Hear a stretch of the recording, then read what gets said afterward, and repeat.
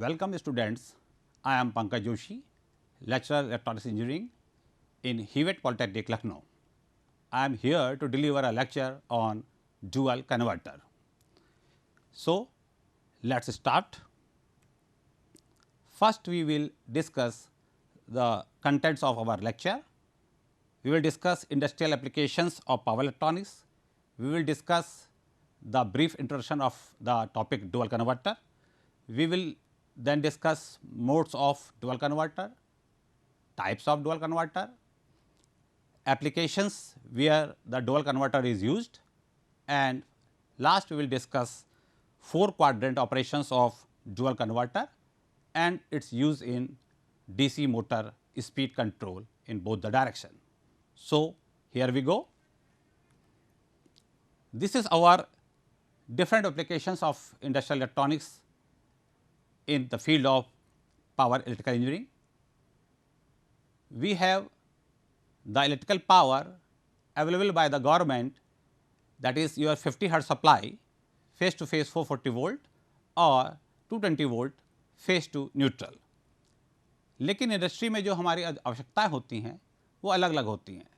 Some time we need DC, some time we need AC, some times we need 3 phase AC, some time we needs variable voltage, variable current, variable frequency and so on. तो जो power available है हमें government की ओर से AC main supply, उसी को हम convert करते हैं अपने इंडस्ट्रियल एप्लीकेशंस के हिसाब से to regulate and control different machines and instruments. उसमें जो मेन हैं आपके वो हैं आपके चॉपर जो बदलता है फिक्स डीसी को वेरिएबल डीसी में। उसमें आपका हमारे हैं इलेक्ट्रिक ड्राइव्स जो चलाते हैं एसी मोटर को, डीसी मोटर को अलग अलग लोड पे, अलग अलग स्पीड पे। और उसी में हमारे पास है एसी वोल्टेज रेगुलेटर जो कांस्टेंट एसी वोल्टेज को वेरिएबल एसी वोल्टेज में बदलता है बिना फ्रीक्वेंसी को चेंज किए। समटाइम्स हमारे पास डीसी अवेलेबल होती है और हम वेरिएबल एसी चाहते हैं, वेरिएबल फ्रीक्वेंसी चाहते हैं, तो हम डिज़ाइन करते हैं इन्वर्टर। और हमारे पास लास्ट में 2 और specialise uses of power electronics हैं। एक है उसमें आपका साइक्लो कन्वर्टर जो एक फ्रीक्वेंसी के एसी को दूसरी फ्रीक्वेंसी के एसी में कन्वर्ट करता है। और फिर हमारा आज का टॉपिक है डुअल कन्वर्टर। तो हम स्टार्ट करते हैं डुअल कन्वर्टर से। ये हमारा डुअल कन्वर्टर का बेसिक मॉडल है। Dual converter is an power electronic control system which comprises of 2 rectifiers, means there are 2 full wave converters and they are arranged in anti-parallel. Both converters are linked to the same DC load. Here we go. This is our dual converter, converter 1 and converter 2. Converter 1 is P type, converter 2 is N type. Both are connected with our AC and there is a common load between the 2 converters. This converter will supply positive DC and this converter when operated will supply the reverse DC to the common load.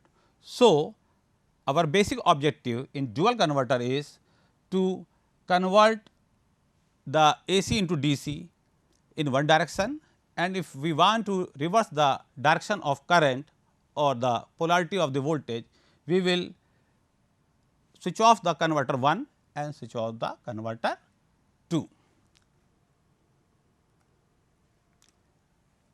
Here we have a single phase dual converter. This is our one converter having 4 thyristors working in a bridge rectifier model. It is simple bridge rectifier using SCR as a controlled switch. Converter 1 and this is your converter 2. इसमें भी आपके 4 ही diode SCR लगे हुए हैं। ये भी आपका rectify करेगा, लेकिन ये रेक्टिफाई करेगा आपका रिवर्स डायरेक्शन में। So the current flow due to converter 2 will be in this direction. तो we are feeding the DC supply to the common load but one at a time, and if converter 1 is working then converter 2 will be off. If you want to reverse the direction of flow of current, we will switch off converter 1, switch on converter 2 and it will give reverse DC. This is the basic diagram of wave shape across the load. ये आपके input की AC है, 50 hertz मान लीजिए। ये हमारी firing pulses हैं। एक बार में 2 SCR काम करेंगे, नेक्स्ट हाफ साइकिल में दूसरे 2 SCR काम करेंगे। ये आपका आउटपुट DC प्राप्त हो रही है। इसमें हमारे पास यहाँ पर ये आपका अल्फा फायरिंग एंगल है। ये वो डिले है जिसके बाद SCR ऑन होते हैं और हमको लास्ट हाफ साइकिल प्राप्त होता है।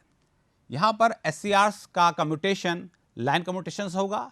जैसे ही AC अपनी पोलैरिटी पलटेगी वैसे ही आपका SCR टर्न ऑफ हो जाएंगे। अगर आपका ये लोड रजिस्टिव है तो करंट की वेव शेप यही आएगी। जैसे ही वोल्टेज 0 होगा वैसे करंट भी आपकी 0 हो जाएगी। लेकिन अगर आपका लोड इंडक्टिव है, और अक्सर इंडस्ट्रियल लोड यानी कि मोटरें वो इंडक्टिव होती हैं, तो आपकी करंट थोड़ा सा आगे जाके ख़त्म होगी।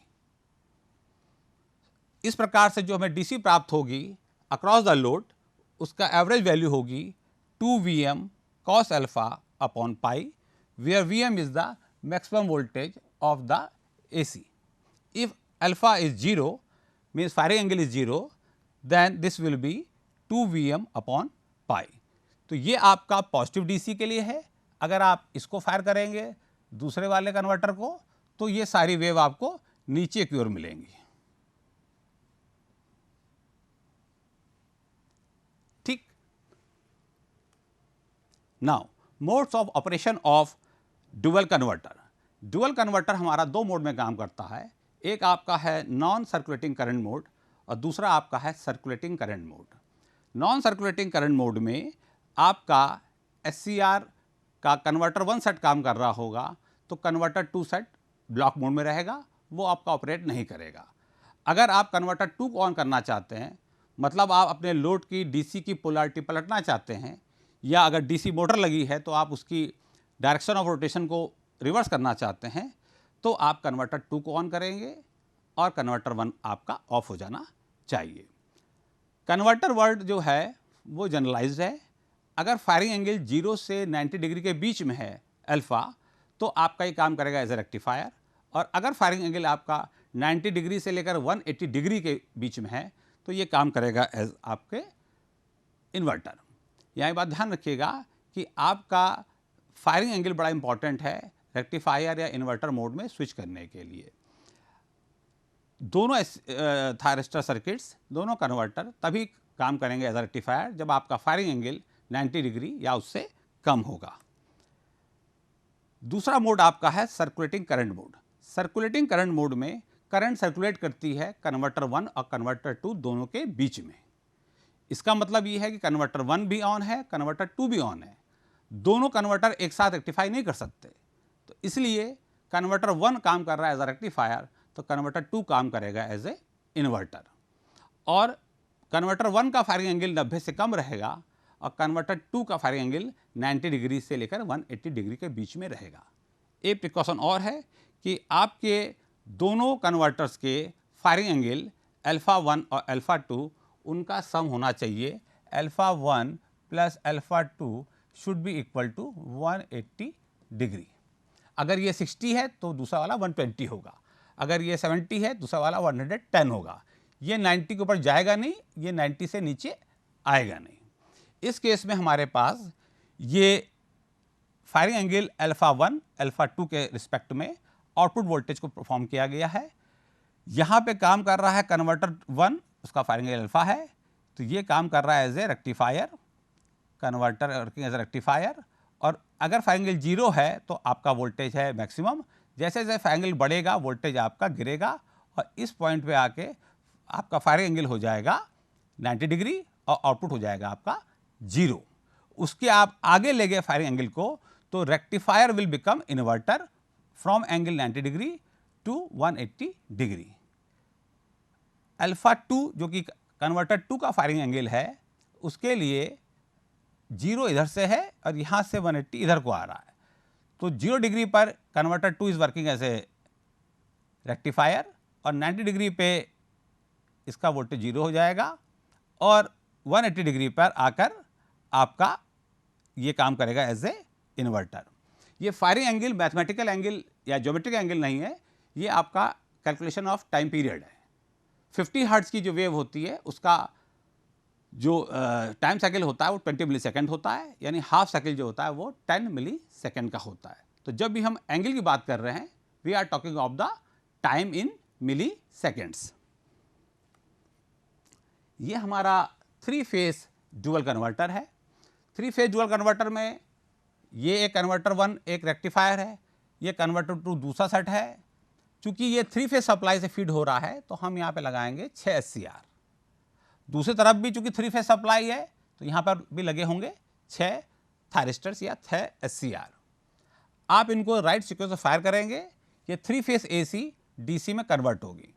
सिंगल फेज डुअल कन्वर्टर और 3 फेज डुअल कन्वर्टर में यह फ़र्क है कि अगर आपकी मोटर ज़्यादा पावर की है, ज़्यादा रेटिंग की है, ज़्यादा करंट ड्रॉ करती है, सिंगल फेज से उतनी करंट DC में नहीं मिलेगी, तो आप 3 फेज रेक्टिफायर का इस्तेमाल करते हैं।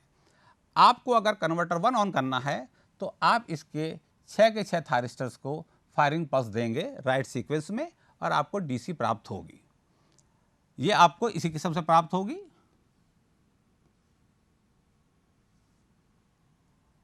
अगर आप चाहते हैं कि आप DC की डायरेक्शन बदल दें, पोलैरिटी चेंज कर दें, तो आप जो हैं दूसरे सेट को फायर करेंगे और उस केस में आपको यह 3 फेज ब्रिज रेक्टिफायर DC देगा लोड को, लेकिन पोलैरिटी आपकी होगी इस दिशा में, इसके कारण होगी आपकी इस दिशा में।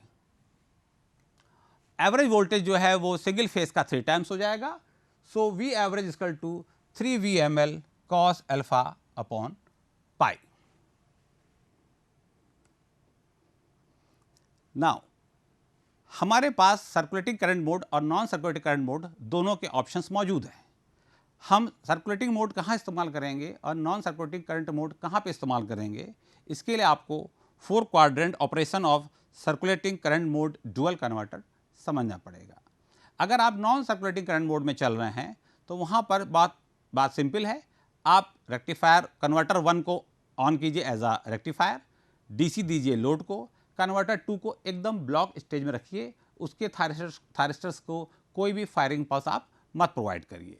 कन्वर्टर 1 आपका काम करेगा, रेक्टिफाइड DC प्राप्त होगी मोटर को या लोड को, और लोड जो है या मोटर जो है वो क्लॉकवाइज मान लीजिए घूम रही है। आप मोटर की दिशा पलटना चाहते हैं तो नॉन सर्कुलेटिंग करंट मोड में चूंकि दोनों कन्वर्टर के बीच में करंट सर्कुलेशन नहीं होना है, तो आप कन्वर्टर 1 जो DC दे रहा था और मोटर को घुमा रहा था क्लॉकवाइज डायरेक्शन में, आप उसको फायरिंग पल्स देना बंद कर दीजिए। फायरिंग पल्स बंद होते ही वो सर्किट आपका बंद हो जाएगा, लोड को करंट मिलना बंद होगी। लेकिन चूंकि लोड आपका इंडक्टिव लोड है, उस सिचुएशन में थोड़ी देर लगेगी करंट को डेड होने में, और थायरिस्टर तब टर्न ऑफ माने जाते हैं जब उनकी फॉरवर्ड करंट 0 हो जाए। तो आप ये इंश्योर कर लीजिए 10 to 20 मिली सेकेंड का गैप देके कि हाँ SCR of the converter 1 set are turned off, तब आप SCR 2 के कन्वर्टर सेट को चालू कीजिए।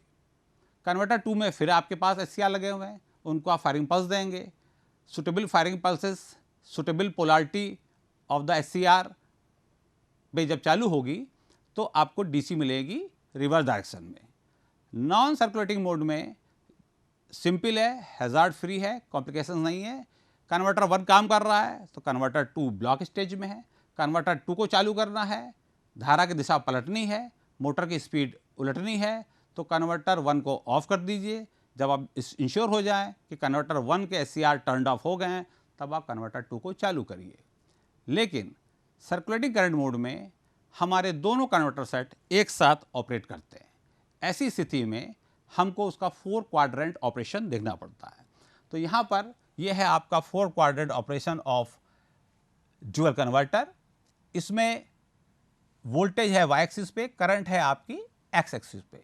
अगर करंट भी पॉजिटिव है, वोल्टेज भी पॉजिटिव है, तो आपका फर्स्ट क्वाड्रेंट में प्रथम चतुर्थांश में converter 1 will work as a rectifier और हम मोटर की फॉरवर्ड स्पीड मॉनिटर करेंगे। अगर आप मोटर की दिशा पलटना चाहते हैं तो फिर आपको क्वाड्रेंट 3rd में आना पड़ेगा, जहां पर वोल्टेज भी नेगेटिव है और करंट भी आपकी नेगेटिव है। इस केस में भी मोटर रोटेट करेगी और दिशा उसकी पलट के एंटी क्लॉकवाइज हो जाएगी। लेकिन सेकंड और फोर्थ क्वाड्रेंट जो हैं, इसमें ये कन्वर्टर काम करते हैं इन्वर्जन का, यानी as a inverter. Second quadrant में कन्वर्टर 2 काम करेगा एज ए इन्वर्टर और फोर्थ क्वाड्रेंट में कन्वर्टर 1 काम करेगा एज ए इन्वर्टर। अब इसको आप दोबारा समझिए, यही 4 क्वाड्रेंट सिस्टम दोबारा डिज़ाइन किया गया है। इसमें आपका ये एवरेज लोड वोल्टेज है, ये एवरेज लोड करंट है डीसी में।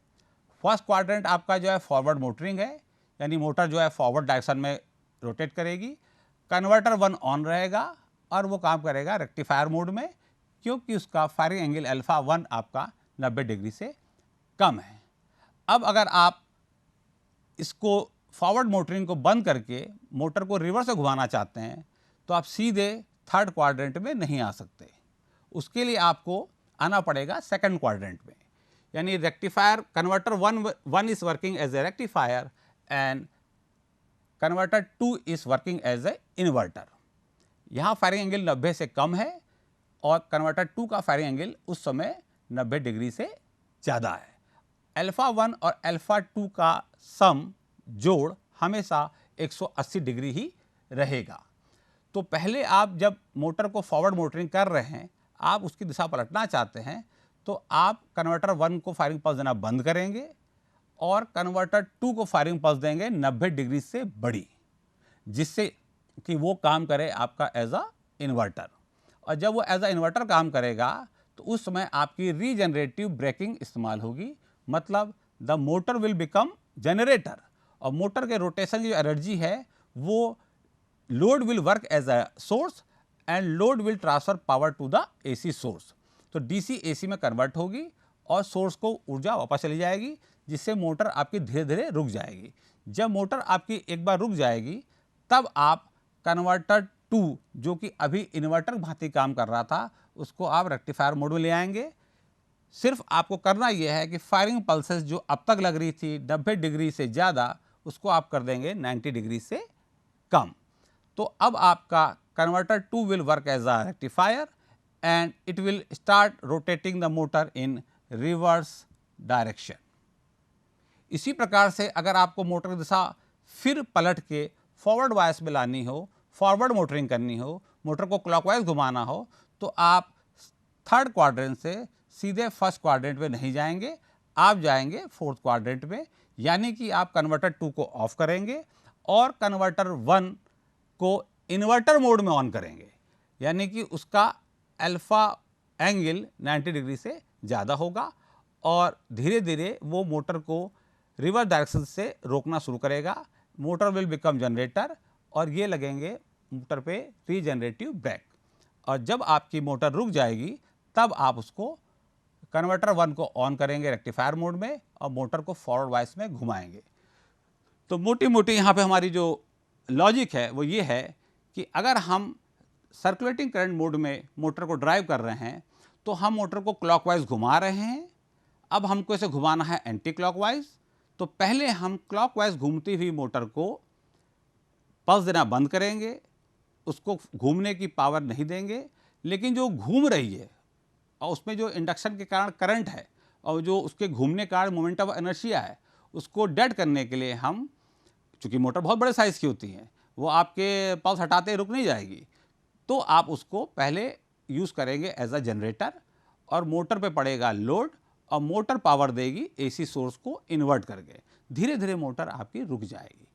जब मोटर रुक जाएगी, तब आप दूसरे रेक्टिफायर सेट को, जो कि अब तक काम कर रहा था एज ए इन्वर्टर, उसका फायरिंग एंगल 90 डिग्री से नीचे लाएंगे और मोटर को रिवर्स दिशा में घुमाना शुरू करेंगे। So this is the 4 quadrant operation of dual converter. ये हमारा dual converter working with DC motor as a common load का सर्किट है। यहाँ पर 3 फेज सप्लाई बनी हुई है। 3 फेज सप्लाई दोनों ओर से रेक्टिफाई हो रही है। एक तरफ पी कन्वर्टर है, दूसरी तरफ आपका एन कन्वर्टर है और बीच में आपने कॉमन लोड को लगा रखा है। 3 phase circulating current mode dual converter with reactor coil to limit the circulating current between the 2 converters. इस केस में हमारे पास ये कन्वर्टर पी टाइप है, ये कन्वर्टर एन टाइप है यहाँ पर चूंकि सर्कुलेटिंग करंट मोड है इसलिए कॉइल L1 और L2 लगी हुई है। अगर ये नॉन सर्कुलेटिंग करंट मोड होता तो कोई भी AC करंट का सर्कुलेशन इससे इस तरफ होता ही नहीं। तो नॉन सर्कुलेटिंग करंट मोड में आपको रिएक्टर कॉइल की आवश्यकता नहीं है, क्योंकि कोई भी सर्कुलेटिंग करंट सर्कुलेट करेगी नहीं कन्वर्टर 1 से कन्वर्टर 2 के बीच में। 3 फेज सप्लाई दोनों ओर अटैच्ड है। ये बात आप ध्यान रखिएगा कि पूरे डुअल कन्वर्टर सिस्टम में जहाँ जहाँ पर भी SCR लगे हुए हैं उनके एनोड कैथोड पे हमेशा AC वोल्टेज लगा रहेगा। आपको AC वोल्टेज की फॉरवर्ड बायसिंग को नहीं हटाना है, सिर्फ आप जिसको फायरिंग पल्स देंगे वो SCR ऑन होगा, और जब AC पोलैरिटी रिवर्स में जाएगी, पॉजिटिव हाफ साइकिल खत्म होगा, वो SCR स्वतः ही लाइन कम्यूटेशन द्वारा ऑफ हो जाएगा। तो ये हमारा सर्कुलेटिंग करंट मोड का मॉडल है जिसमें 4 क्वाड्रेंट ऑपरेशन शो किया गया है। ये P कन्वर्टर है, ये N कन्वर्टर है और बीच में लगी है मोटर। मोटर को करंट मिलेगी यहाँ से इस दिशा में। अगर आपको मोटर के रोटेशन की डायरेक्शन चेंज करनी है तो आप इसको ले जाएंगे, इस कन्वर्टर को ऑन करेंगे और मोटर घूमेगी विपरीत दिशा में।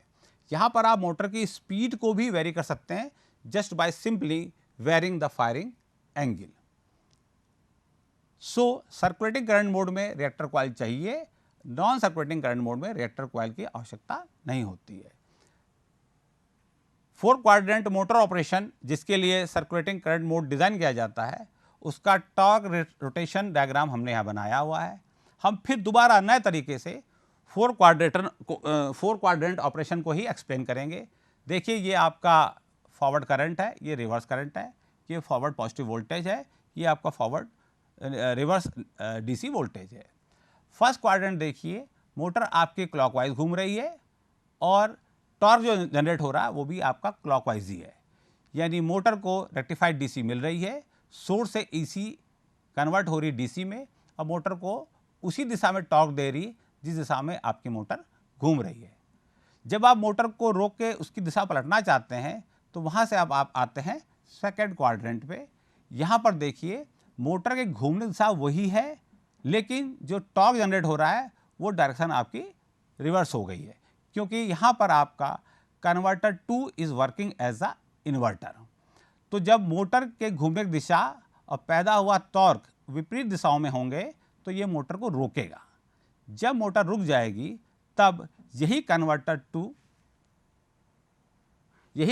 2 आपका जो है वो कन्वर्ट हो जाएगा आपका रेक्टिफायर में, और मोटर घूमेगी विपरीत दिशा में और उसका टॉर्क भी होगा आपका विपरीत दिशा में ही। फिर जब आप मोटर की दिशा पुनः करना चाहेंगे क्लॉकवाइज तो आप जाएंगे 4th क्वाड्रेंट में। यहाँ पर मोटर के घूमने की दिशा वही है एंटी क्लॉकवाइज जो कि 3rd क्वाड्रेंट में थी, लेकिन अब यहाँ पर रेक्टिफायर 1 या converter 1 is working as a rectifier और जो टॉर्क पैदा हो रहा है वो पैदा हो रहा है आपका फॉरवर्ड डायरेक्शन में। तो धीरे धीरे वो रिवर्स में घूमती मोटर को रोक देगा और जैसे ही मोटर रुक जाएगी वैसे ही आप कन्वर्टर 1 को कर देंगे रेक्टिफायर, यानी उसका फायरिंग एंगल ले आएंगे 90 डिग्री के नीचे और फिर हम आ जाएंगे फर्स्ट क्वाड्रेंट में। इस प्रकार से हम चारों क्वाड्रेंट में मोटर की स्पीड को कंट्रोल रेगुलेट करेंगे। इसके इंपॉर्टेंट फीचर है, मैं आपको पहले भी एलोबरेट कर चुका हूं कि in case of non circulating current mode, to shift the operation from one mode to the another mode, a delay of 10 to 20 millisecond is required between the two directions of operation to let the outgoing SCRs to be safely turned off. This delay is not required in case of non-circulating current mode. Reactor coil is added in circulatory current mode between both the converters. It limits the circulatory current to a reasonable value. The circulating current flows only through the converter sets, not through the load. Application of dual converters, इसका इस्तेमाल हम करते हैं किसी बहुत industry की, बहुत power की, बहुत ज़्यादा करंट और टॉर्क रिक्वायरमेंट वाली मोटर की स्पीड को कंट्रोल करने के लिए just by varying the firing angle, और उसके डायरेक्शन को चेंज करने के लिए क्लॉकवाइज से एंटी क्लॉकवाइज डायरेक्शन में। It is also used in applicable where the reversible DC is required. जहाँ पर हम चाहते हैं बार बार डीसी पलटे वहाँ भी इसका इस्तेमाल करते हैं। इसका इस्तेमाल इंडस्ट्रियल डीसी ड्राइव्स में होता है और इसका इस्तेमाल इलेक्ट्रिकल ट्रैक्शन में 4 क्वाड्रेंट ऑपरेशन में होता है, जैसे कि आपकी मेट्रो ट्रेन या इलेक्ट्रिक रेल इंजन। तो यहाँ पर हम अपनी सीडी को ख़त्म कर रहे हैं, लेकिन ये बात जाननी ज़रूरी है कि हम कहाँ पर सर्कुलेटिंग करंट मोड लाएंगे और कहाँ पे नॉन सर्कुलेटिंग। जहाँ पर आपका मोटर को एक दिशा में घूमना है बहुत देर तक और 5 मिनट, 10 मिनट, 20 मिनट या और देर बाद आपको मोटर की दिशा पलटनी है, वहाँ पर आप ये काम कर सकते हैं कि आप अपनी मोटर को नॉन सर्कुलेटिंग करंट मोड चलाइए और जब वो इत्मीनान से एक डायरेक्शन में घूमना बंद कर दे तब आप दूसरे एससीआर के सेट को फायर कीजिए। लेकिन जहाँ पे आपको बार बार जल्दी जल्दी दिशा पलटनी हो, वहाँ पर आपको सर्कुलेटिंग करंट मोड ही इस्तेमाल करना पड़ता है, क्योंकि वहाँ पर आप चाहते हैं स्मूथ डायरेक्शन चेंज हो जाए। जैसे आपकी वॉशिंग मशीन है, वॉशिंग मशीन 30 सेकंड घूमती है क्लॉकवाइज, फिर 30 सेकंड घूमती है एंटी क्लॉकवाइज। तो जहाँ पे आपको बार बार दिशा पलटनी हो और जल्दी जल्दी दिशा पलटनी हो मोटर की, वहाँ पर आप सर्कुलेटिंग करंट मोड इस्तेमाल करेंगे, अन्यथा आप नॉन सर्कुलेटिंग करंट मोड को ही यूज़ करेंगे as a dual converter. Thank you. I hope कि ये लेक्चर आपके लिए फ्रूटफुल रहेगा और you have enjoyed this. Thanks.